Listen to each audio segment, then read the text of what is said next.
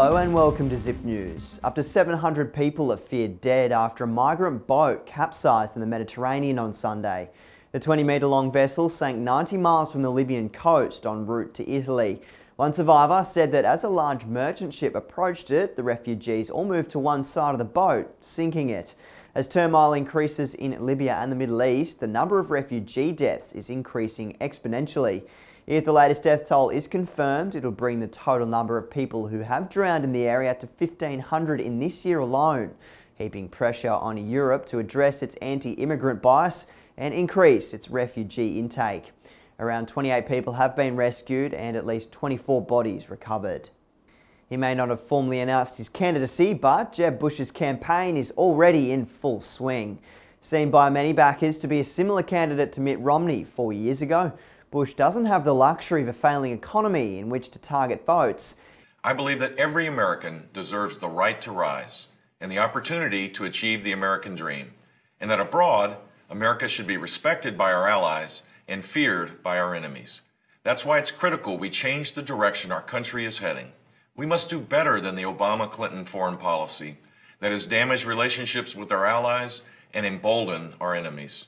Better than their failed big government policies that grow our debt and stand in the way of real economic growth and prosperity. Indeed, the jobless rate has dropped from 8% to 5.5%, and the post-GFC recovery is continuing strongly. Bush has instead turned his attention to the lower and middle classes, acknowledging that simply bad-mouthing Obama's economic policies won't be enough to win the election. Instead, he'll prey on middle-class financial insecurity, capitalising on still low confidence levels to promise a more assured economy, which grows at around 4% compared to last year's 2.4%.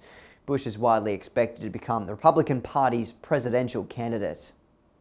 The Shroud of Turin has returned to display after a 5-year break. The 4.4-metre-long piece of cloth will be shown in the Italian city of Turin until the 24th of June, with more than 1 million people expected to view the ancient cloth.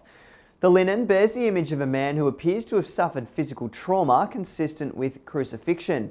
Some devotees believe that person to be Jesus Christ, despite the fact that carbon dating suggests the shroud originated in the 1300s. The Shroud of Turin is revered by several branches of Christianity, from Baptists to Lutherans. The Catholic Church has neither endorsed nor rejected the shroud, though Pope Pius XII approved the image in association with the devotion to Holy Face of Jesus, while Pope Francis and his predecessor Pope Benedict XVI have both described the cloth as an icon. I'm Jack Fuller, thanks for watching.